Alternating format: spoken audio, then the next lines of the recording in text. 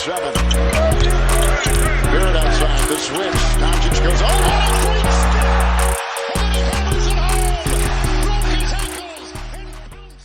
What's going on, guys? Welcome back to a brand new video. I hope you guys are doing well, and I apologize I'm coming late with this video. I just came back from dinner, but as you guys know, the New York Knicks just wrapped up their first summer league game of this 2021 NBA rookie class, and the final score, the New York Knicks went on to lose to the Toronto Raptors in Las Vegas 89-79. And I'm pretty pumped for tonight, by the way. Cade Cunningham, Josh Giddey, I can't wait to watch these upcoming games. It's going to be a lot of fun to watch. This video may be up while they're playing, but right now, Jalen Green's playing up against Evan Mobley. I just love watching Summer League basketball. I love watching these young prospects. Sometimes they're big-time teases, and they don't end up translating over to, big-time grown men NBA competition. But yeah, guys, I'm going to be talking about my thoughts on the rookies, and let's get right into it, y'all. So to start off, this wasn't really a fun game to watch. At halftime, it was a very low-scoring game. It really was. It was extremely sloppy, especially the New York Knicks.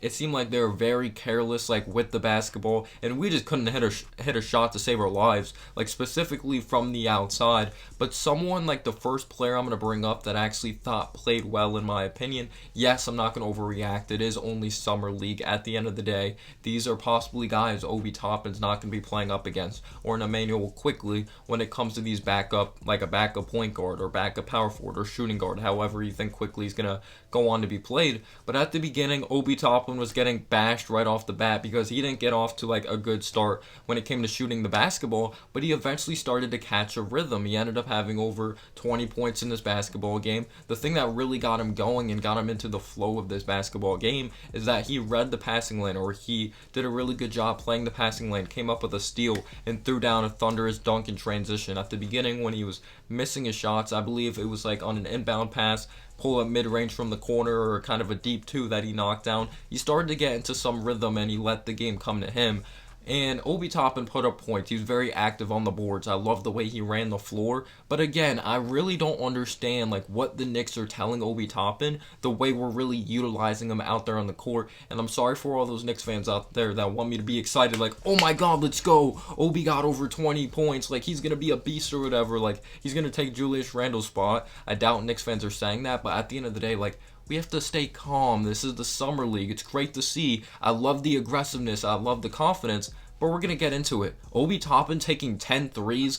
Are you kidding me? Sometimes I really do hate the way we utilize Obi Toppin, but I'm glad he ended up playing his brand of basketball, and he got to where he was supposed to be out there on the court. But I really loved his aggressiveness. I loved the way he crashed the boards. I thought he played a solid game for sure. He really overcame some adversity at the beginning of the game, and we really need him to take a solid leap, or a big leap, for that depth behind Julius Randle, because I know we have Tom Thibodeau, but you want to see Obi Toppin get those minutes, and you also want to see Julius Randle get some rest, because we don't want him to freaking be tired when it comes to the postseason. So the next player I'm going to be talking about here, I know he's not a rookie, Obi Toppin's not a rookie either, but I'm just going to be talking about these players in general because Obi Toppin and Emmanuel Quickley played when it came to these two-year players. Emmanuel Quickley simply did not have a good game. I didn't think he had a smart game at all. We know he's a good scorer of the basketball, but I would have liked to see something new in Emmanuel Quickley's game. He kind of looks like the same player as last year. We really experimented him at the point guard position, being the main ball handler, playing 37 minutes. So again, Summer League's about experimenting, really seeing what they're capable of out there on the court. But we kind of know what Quickley's capable of, but he's also young. He can get better at a bunch of parts of his game. But his shot selection was terrible. I hated Quickley's shot selection in this game. He was pulling up from way downtown, way too early in the shot clock. I was simply not a big fan of it. He airballed a really deep three. I didn't I feel like he didn't bring enough consistent facilitating and dribble penetration. Yes, he finished with assist, but there was plenty of times out there that he just simply didn't make the basic read, and he just was really erratic in this game. He played extremely out of control, but this is good for Quickley. I know some people are saying Quickley's trash and all that, but Quickley's a smart player, or he knows what he's capable of, and he knows he has to learn. He knows he has to get better. He's not really full of himself, and hopefully he can go back, watch that tape, and get better when it comes to those decision. Sometimes he makes the most awkward passes, jumping in the air. I really don't understand it at all, but Hopefully Quickley just gets smarter as a player, because I think the talent definitely is there with him. But you would have liked to see him play with more physicality of like working downhill. Like that floater's nice and all, but you would like to see him consistently like add that mid-range shot, something like that. He really needs to branch out his game if he wants to become a consistent offensive player. So then he gets the defense guessing, and he's not really predictable. He did have some solid moments defensively, though. He did finish with 2 steals. But yes, you would like to see him become more disciplined on that side of the ball. At the beginning, he was committing bad fouls, and I really didn't like it. It looked like he was playing overzealous and a little out of control. Getting into one of my favorite rookies, Miles McBride. Miles McBride from West Virginia. He didn't really have any eye-popping stats. Neither of these rookies did, like when you really think about it. Jericho Sims was actually the best rookie in my opinion. I really do have to give credit to him.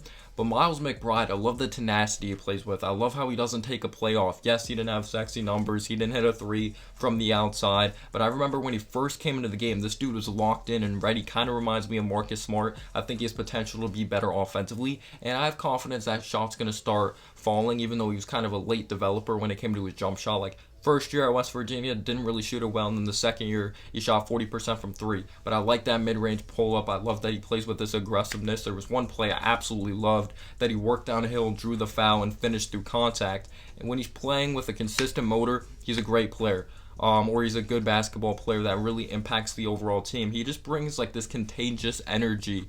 And like I said, when he's playing with this motor, which he always constantly plays with, he doesn't give up on a play. And I feel like this is really a Tom Thibodeau player. No wonder like Tom Thibodeau really likes Miles McBride. He plays defense. He's a team player. He doesn't give up on a play. I would like to see him get better when it comes to his playmaking, really making certain reads out there on the court. But I'm looking forward to seeing what Miles McBride could do. He's going to be sitting behind a Kemba, a Derrick Rose. He could learn a lot from them.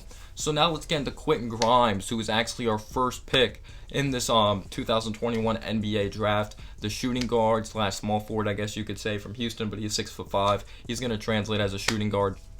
In my opinion, he actually ended up starting in this basketball game, and he did not have a great game. He started off like, okay, I feel like Quentin Grimes is going to have a good game. He actually had her first points, like his first shot attempt, splash 3 on the right wing. But this is the problem with Quentin Grimes.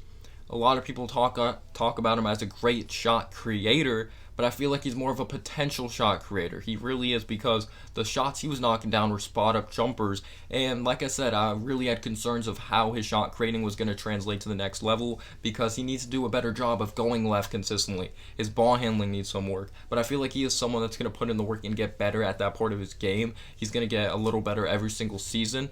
But when you draft someone being an impact right away player, you definitely do want them to be good. But again, this is his first game in the NBA, playing up against this type of physicality from the college level, not like he played overseas. Same thing with Miles McBride. But yeah, I would definitely like to see him get involved more in the offense and find other ways to score the basketball. But I thought he did a solid job defensively, really using his physicality. And now getting into someone that everyone's talking about, and it's Jericho Sims from Texas. I actually made a video on him, and I think he has a lot of talent. Like, for someone that slipped to 58, I thought that was crazy. Yes, he doesn't have a consistent back-to-the-basket game, doesn't have a jump shot, shot like 50% from the free throw line in college, but his high-level athleticism is insane. But also, he played 4 years of collegiate basketball, so not like he's like this very young, raw talent, if you know what I mean. But I just love watching him play out there on the court, because he doesn't give up when he's there in the paint. Like, he's always trying to snag that rebound. And the reason why he's such a great rebounder, not just because of his physicality and wingspan, like that's obviously a part of it, but he is because he is such a lethal second jump. He recorded the second highest vertical at the 2021 NBA draft combine, and he could jump out of the gym. He had one play that he snagged an offensive rebound, good patience, threw it down. He just does a great job of positioning himself in the dunker spot. And then there was another play in the second half that his head was absolutely above the rim, and I actually thought he's pretty disciplined defensively. That was one of the main knocks coming out of Texas, the foul trouble and all that. But I saw some plays that he played straight hands up fundamental defense.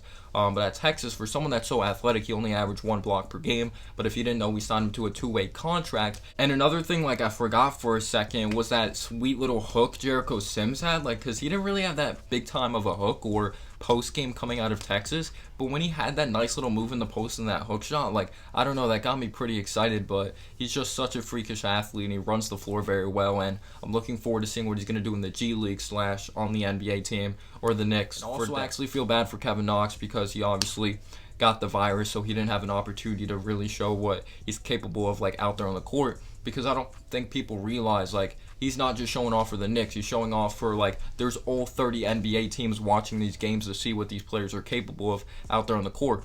But let me know down below your thoughts and analysis. Did you watch the game? And peace out, y'all.